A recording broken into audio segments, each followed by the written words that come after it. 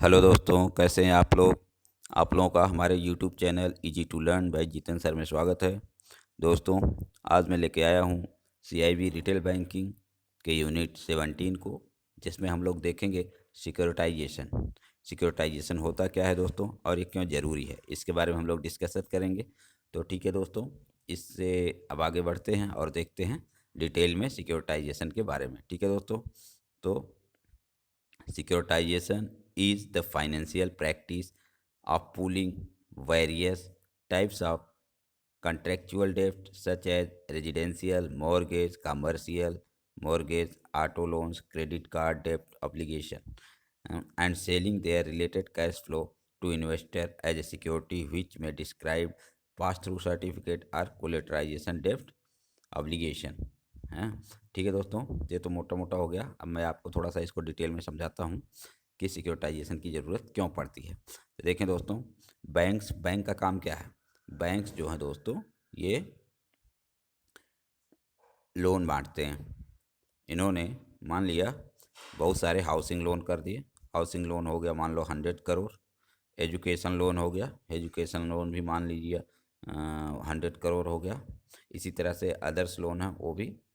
तो अब क्या होगा, धीरे धीरे बैंक के पास जो असेट था दोस्तों, असेट नाम तो असेट का है, लेकिन अब ये असेट एक निश्चित ड्यूरेशन के लिए ब्लॉक हो गया। ठीक है, जैसे हाउसिंग लोन हुआ दोस्तों, तो एटलीस्ट 1 ईयर या 1.5 ईयर ये क्या चला गया, आपको मॉनिटोरियम पीरियड दे दिया गया। और इसका रीपेमेंट जो 100 करोड़ है, वो भी ऐसा भी नहीं है कि 1 साल बाद वो वापस मिल जाए तुरंत। वो तो जो ईएमआई आप बनाएंगे, ईएमआई रीपेमेंट होगा। तो अब बैंक का असेट तो पूरा एक साथ ब्लॉक हो गया। अब वो तो ज़्यादा अर्निंग नहीं कर रहा है। ठीक है दोस्तों। तो और इधर जिसका जमा हुआ था पैसा, वो बैंक से वापस लेना चाह रहा है, तो बैंक उसको कैसे फुलफिल करेगी। तो हाँ, सही कह रहे हैं, सीआरआर एसएलआर मेंटेन रहता है, उसके थ्रू थोड़ा बहुत होता है। लेकिन अगर बैंक के बिजनेस को एक्सपेंस करना है तो उसको और पैसे की आवश्यकता होगी। तो ये क्या करता है, ये जो लोन वाले आपके एसेट थे, ये ऑलरेडी सिक्योर्ड हैं मॉर्गेज के थ्रू, हैं, या और सिक्योरिटी के थ्रू, जैसे कार लोन वगैरह तो हाइपोथिकेशन के थ्रू। ये सारे सिक्योर लोन हैं, ये ख़राब होने वाले नहीं हैं। मान लिया 1-2% ख़राब भी होंगे तो 99% लोन सही चलेंगे। लेकिन इसका रीपेमेंट एक शेड्यूल होता है, उसी तरह से आएगा, और आपके बिजनेस को उस तरह से ग्रोथ नहीं कर पाएंगे। फिर क्या होता है दोस्तों, तो बैंक को तो पैसे चाहिए। तो बैंक क्या करता है, इस जो आपके एसेट थे, जो ये एसेट था, कौन से एसेट, जो हाउसिंग लोन, कार लोन, हाँ, मॉर्गेज लोन, इन सारे लोन को, प्रॉपर्टी लोन, इनको क्या करेगा, एक स्पेशल पर्पस व्हीकल होता है, हाँ, एक ऑर्गेनाइजेशन होता है। इसको बैंक खुद भी बना सकते हैं या एक अलग कंपनी बनाई जाती है। हाँ, इसको ट्रस्ट भी बोल सकते हैं, हाँ, स्पेशल पर्पस व्हीकल। और ये ट्रस्ट को ये लोग ये एसेट बेच देंगे। मान लो ये 500 करोड़ का लोन था, 500 एसेट का, ये लोग सिक्योरिटी थी सबकी, और इसको बेच दिए किसको, ट्रस्ट को, एसपीवी को। एसपीवी क्या करेगा, एसपीवी इसका अलग अलग इंस्ट्रूमेंट बनाएगा।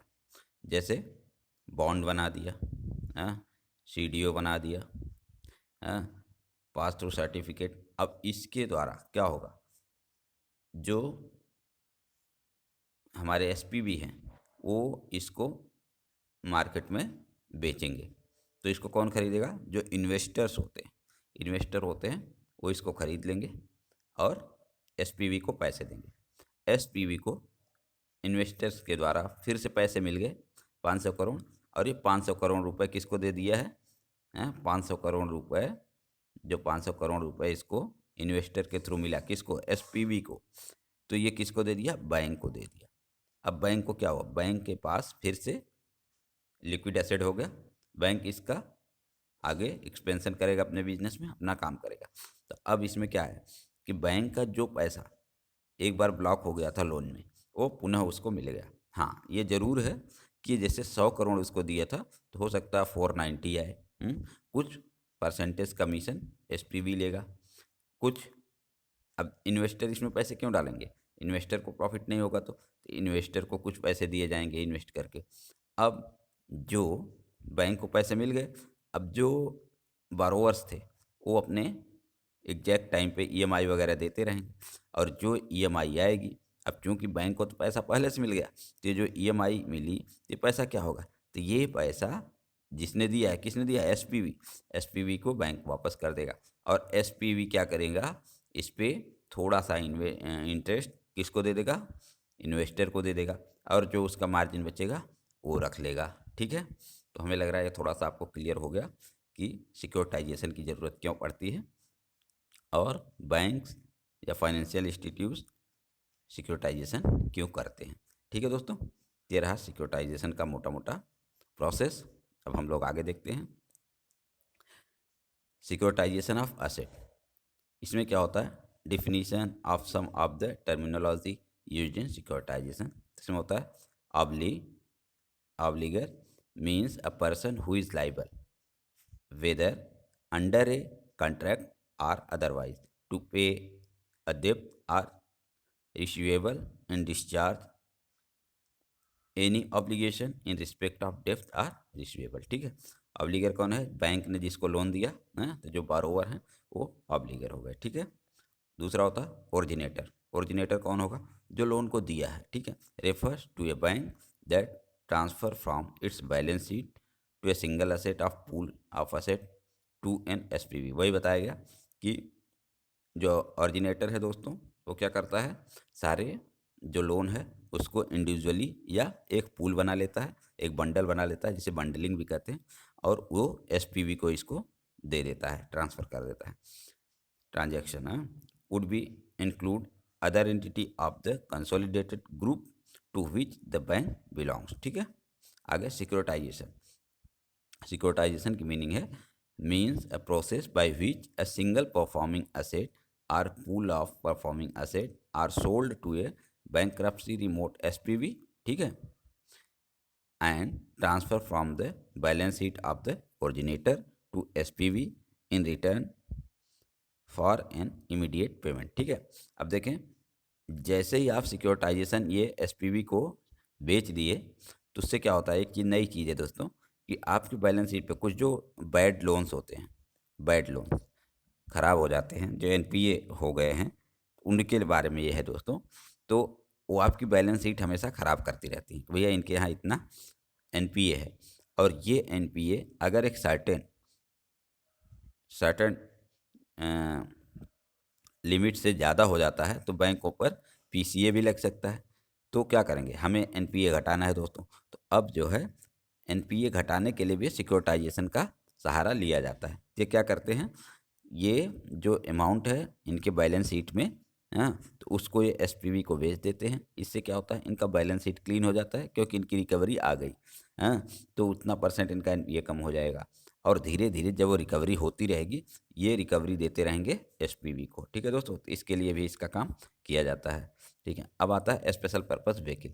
स्पेशल पर्पस व्हीकल जिसका हम लोग बार बार बात कर रहे हैं, ये क्या होता है, मीन्स एनी कंपनी और ट्रस्ट। ठीक है, स्पेशल पर्पस व्हीकल क्या है, कोई कंपनी है या ट्रस्ट है, अदर एंटिटी कंस्टिट्यूटेड और established for a specific purpose, जो किसी पर्पस के लिए ही बनाया जाता है। Activities of which are limited to those for accomplish the purpose of the company, trust or other entity as the case may be। ठीक है, तो ये जो ट्रस्ट है या कंपनी बनाई गई है, ये इसीलिए बनाई जाती है, और उनका यही काम होता है, उसका और कोई अदर काम नहीं रहेगा। ठीक है दोस्तों, ये स्पेशल पर्पस के लिए ही बनाया जाता है। फिर आता है sponsor, means any person who establish or promote a special purpose distinct entity. ठीक है, स्पॉन्सर कौन होता है, जैसे बैंक हो गया, फाइनेंशियल इंस्टीट्यूट हो गया, गवर्नमेंट भी हो सकती है दोस्तों। तो ये क्या करते हैं, एसपीवी को फॉर्म करते हैं, ये लोग ही एसपीवी को बनाएंगे, और ये जो एसपीवी रहेगी, जो ट्रस्ट रहेगा या कंपनी रहेगा, तो इसको स्पॉन्सर कौन कर रहा है, या तो बैंक कर रहा है या तो गवर्नमेंट कर रही है, तो इसी को क्या बोलेंगे, स्पॉन्सर बोलेंगे। ठीक है दोस्तों, आगे हम लोग देखते हैं securitisation by transfer of asset through securitisation. Asset eligible for securitisation, कौन कौन से एसेट हैं जो सिक्योरिटाइजेशन के लिए एलिजिबल हैं। In a single securitisation transaction the undertaking underlying asset should represent the debt obligations of a homogeneous pool of obligors. Subject to this condition, all balance sheet standard asset except the following will be eligible for securitization by the originator। ठीक है, ज़्यादातर इसमें क्या जाते हैं, standard asset को लिया जाता है, हाँ? और एनपीए के लिए क्या होता है, SC super ARC, asset reconstruction company या सिक्योरिटाइजेशन कंपनी, उसको दिया जाता है। ठीक है दोस्तों, पहला तो है दोस्तों देखें इसमें रिवॉल्विंग क्रेडिट फैसिलिटी, जैसे cash credit account, credit card, receivable ETC, इसको भी आप सिक्योरिटाइज कर सकते हैं। Asset purchase from other entity, securitisation exposure, loan with bullet repayment or both principal and interest, इन चारों तरह के लोन को हम लोग सिक्योरिटाइज कर सकते हैं। उसके बाद आता है दोस्तों मिनिमम होल्डिंग पीरियड। अभी देखें, ऐसा तो है नहीं कि आपके पास जो भी लोन आया उसका तुरंत ही आप उसका सिक्योरिटाइजेशन कर देंगे। उसके लिए क्या होता है दोस्तों, कुछ मिनिमम होल्डिंग पीरियड होता है, उस सर्टेन पीरियड के बाद ही आप उस एसेट का सिक्योरिटाइजेशन कर सकते हैं। इसमें दोस्तों originating bank can securitise loan only after these have been held for them for a minimum period in their books. ठीक है, उसको कुछ मिनिमम पीरियड के लिए आपको अपने पास रखना पड़ेगा। The criteria governing the determination of minimum holding period for asset listed below reflect the need to ensure that. ठीक है, जैसे दोस्तों project implementation risk is not passed on to the investor, minimum recovery performance. तो देखें दोस्तों, ऐसा नहीं आज करके इससे क्या होगा, कुछ प्रॉब्लम आ जाएंगी, लोग ख़राब लोन करेंगे और सीधा सिक्योरिटाइजेशन कर दिया करेंगे। तो उसके लिए क्या बोला गया कि मिनिमम रिकवरी परफॉर्मेंस, तो आपको एटलीस्ट 1 ईयर या 6 मंथ का रिकवरी आपके पास आना ज़रूरी है।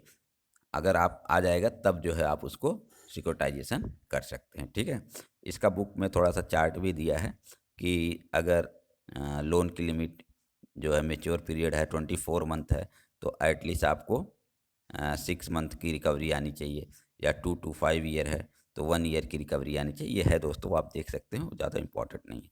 उसके बाद आता है मिनिमम रिटेंशन रिक्वायरमेंट। तो मिनिमम रिटेंशन रिक्वायरमेंट में क्या है दोस्तों कि जो भी आपका लोन है उसको आप 100% सिक्योरिटाइज नहीं कर सकते, उसका कुछ पोर्शन आप अपने पास रिटेन करेंगे दोस्तों। तो ये है दोस्तों, the minimum retention requirement is primarily designed to ensure that the originating bank have continued stake in the performance of the securitized asset। ठीक है दोस्तों, उसमें उसका स्टेक बना रहे, इसके लिए उसका कुछ पोर्शन वो लोग अपने पास रिटेन करते हैं। The guideline stipulate minimum requirement retention requirement of 5% of the book value of loans.